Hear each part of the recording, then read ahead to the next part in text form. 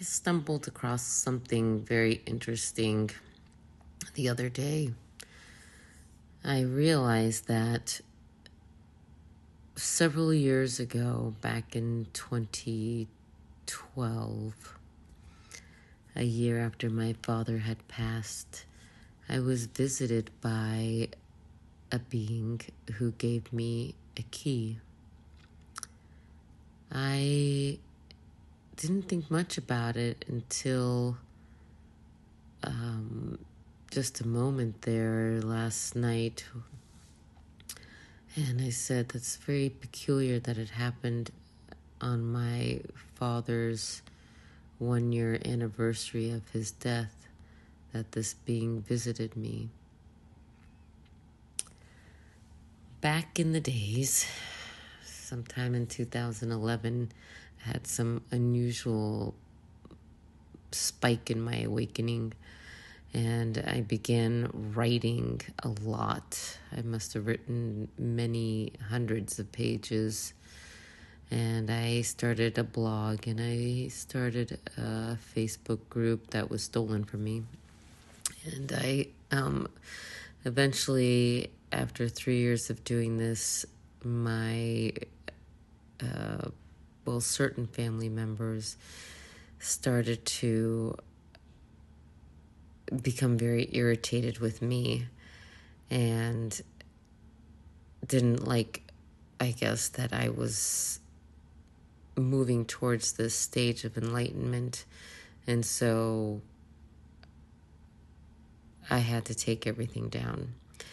And I've been very quiet since then. And slowly, and since last year, I've been trying to come back to what I was doing, but I can't reveal who I am because these people in my life, and one of them you already know, my mother, they only wish to harm me and keep me at a very low level, and I'm not willing to stay there. But I just wanted to share this experience that I had back in 2012, August of 2012. It's titled The Key of Life, and I wrote that somewhere in the heavens there is a cluster of stars that resemble the gods, seated on thrones in Abu Simbel. These beings are massive and are formed from the celestials. As I slept the other night, I was visited by them. I hardly ever recall these meetings, just snippets. I do, however, recall discussing future potentials with these beings. This is a huge topic, and I already see 3 possible 4 future potential scenarios playing out. I have mentioned future potentials before, yet the topic is needing more attention. Before I mention future potentials, again, I need to first go over a few things, and well, we will save future potential for the next blog. Important to create the foundation first. Something shifted a few nights ago that opened a doorway for many of us to view the dimensions of the gods, or some place out there that I came across not very often.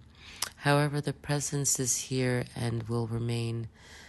The meteor shower, which lasted 3 days, I hear, is the opening of the doorway to invite the realm of the gods.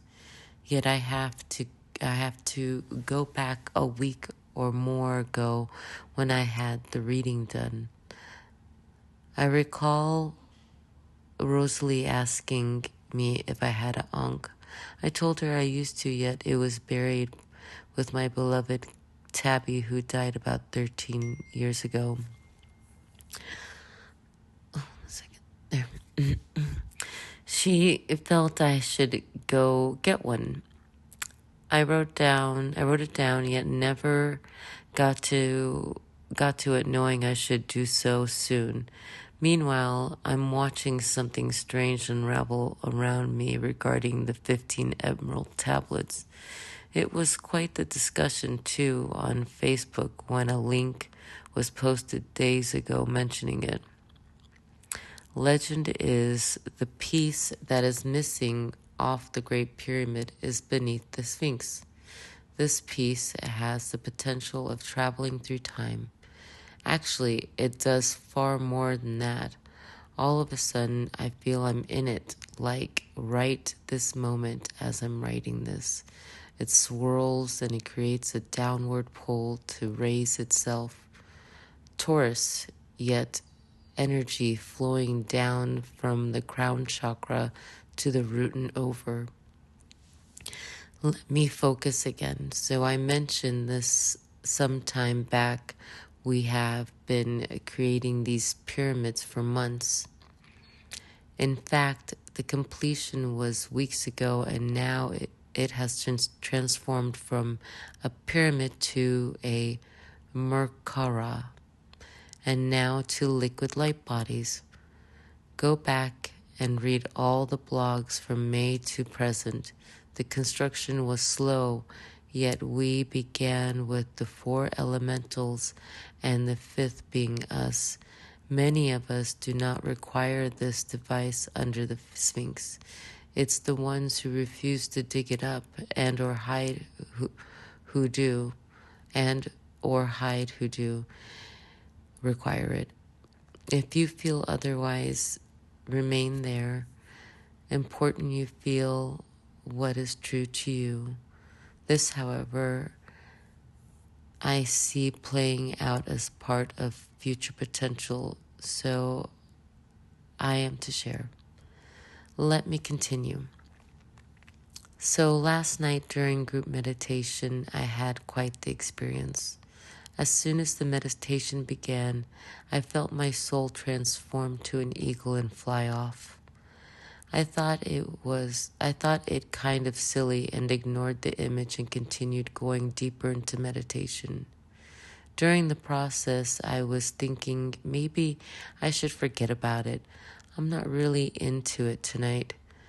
The thought quickly disappeared, and, well, I must have proceeded into the deepness because before I knew it, I saw what looked to be a Native American man in my vision. The young, tall, thin man then transformed into a bird god man, or a man with a bird head. He then turned to me and put his hand out to reveal a huge golden ankh. I was startled and suddenly conscious of what had occurred. I must have been in a deeper meditation than I expected. After coming through and then having discussion about our experience, someone asked what type of meditation was that. Apparently it was a Buddhic body conscious meditation. Something like that, never heard of it before. However, the being, I feel, was an aspect of me giving me what I was asked about having and needing to get, the ankh. I may have lost it in the past life. Either way, the item has been retrieved. It's time now to move to the next part of my journey. As for the bird god man, not even sure who the being represents at the moment other than an aspect of me, yet I'm not to concern myself with this. They refer to it as separation, and this is my higher self and guidance. They seem to like keeping a lot from me until it's time for me to know. Moving on, remember the 15 emerald tablets? Well, the last keys to be noted on the list, tablet 13, is the keys of life and death. So that was that experience from August of 2012. I believe that being, after that experience is Toth. I was visited multiple times since then by that being, up until about 2015, when I had to just stop everything that I was doing because of the ridicule and the hatred that was coming towards me. It made it very hard for me to be in that space so I can experience what I was experiencing. Anyway, with that said, I'm going to stop here. If you have any questions or anything you wish to share, please pass me a line. Thank you.